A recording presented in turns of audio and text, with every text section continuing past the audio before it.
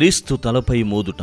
Mark శుభవార్త 15వ అధ్యాయము 19వ వచనం. రెల్లుతో ఆయన తలపై మోది ఆయన మీద ఉమిసి మోకరిల్లి ఆయనకు నమస్కరించిరి. బైబిలు పండితుల ప్రకారం పిలాతు గృహ దర్బారులో సుమారు 200 మంది సైనికులు క్రీస్తు ప్రభు తీర్పులో భాగస్థులయ్యారు. వారు హేళనగా మాట్లాడడం మాత్రమే కాక క్రీస్తు ప్రభువును రెల్లుతో తలపై కొట్టడం అధిక బాధను గురిచేసింది. భౌతికమైన బాధ కంటే మానసికంగా చాలా బాధింపబడ్డాడు. వారు ఆయనను అవహేళన చేయడములో, మోదడములో అన్ని అవాంఛనీయమైన అవకాశాలు తీసుకున్నారు. రానున్న భవిష్యత్తు వైభవం, దేవుని మహిమ ఫలాలు ముందుగానే పసిగట్టి పలు విధాలైన శ్రమలను మానవాళి కోసం అనుభవించాడు. బుద్ధుంటే సాయం చెయ్యొద్దు, అయ్యో పాపం అని ఎవరినీ అనకూడదు అని నిశ్చయించుకుంది నేటి ప్రపంచం. మానవత్వం చూపితే పరుషమైన కవ్వింపు మాటలు తప్ప ఏమీ జరగదు అనే భావనలో సాగుతోంది ఈ సమాజం. క్రీస్తు నామములో మనం చేసే మంచి పనులను ఎప్పటికీ వాయిదా వేయకూడదు, విరమించుకోకూడదు. ఎన్ని సవాళ్లు ఎదురైనా క్రీస్తు ప్రభు సువార్త విలువలతో జీవించడములోను ప్రకటించడములోను